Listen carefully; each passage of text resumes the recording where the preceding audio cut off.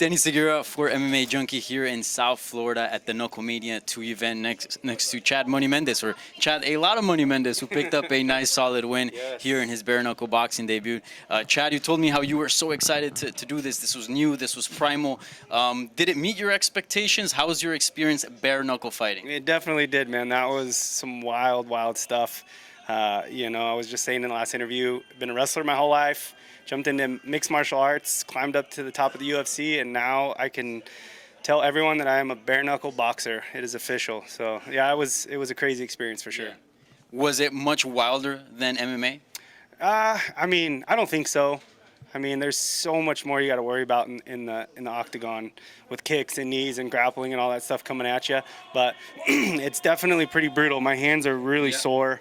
I'm glad I still have my teeth and no cuts, which is nice. But yeah, man, it was pretty crazy. Yeah, if you can show the camera your hands, I mean, they're definitely pretty swollen.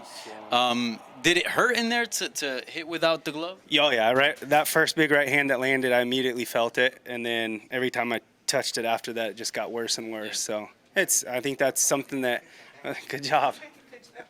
I expected, you know, this is about what I was expecting. Hopefully nothing's broken. I'll be really happy if that's the case, so we'll see.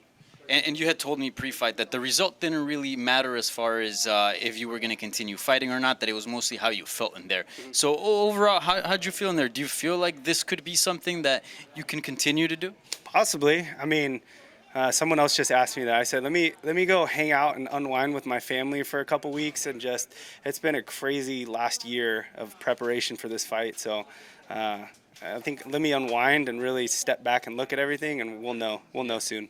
And be honest, how much convincing did it take for the wife to be on board? Like, hey, honey, I'm gonna go bare knuckle fighting. She's still not on board, but you know, she's awesome. So she knows that competing in sports and doing this type of stuff is a big passion of mine. So she's okay with it. But yeah, she was probably watching with her hands over her eyes, peeking through every once in a while, I'm sure. But no, man, she's good. Yeah.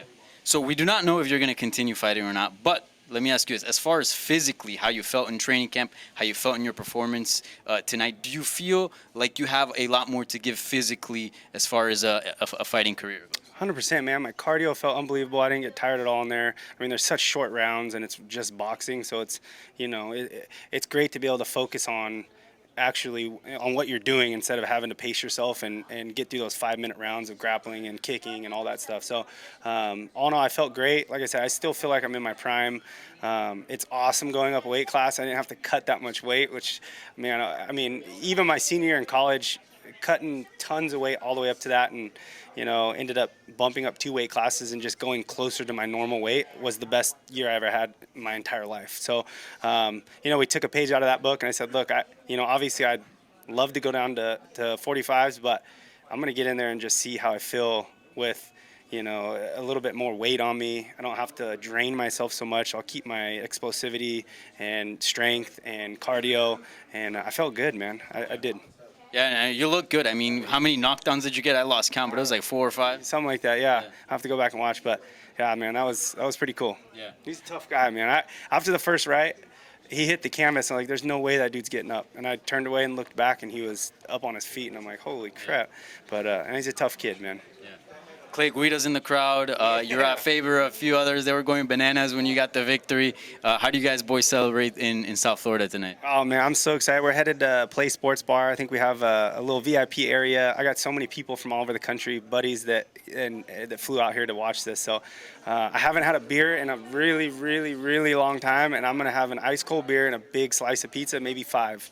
But it's been a while. It's 10 weeks of dieting and just staying clean and being on point all the time. So I'm pumped to get out there and have a couple beers and a piece of pizza. Yeah. Real quick, beer of choice, pizza of choice.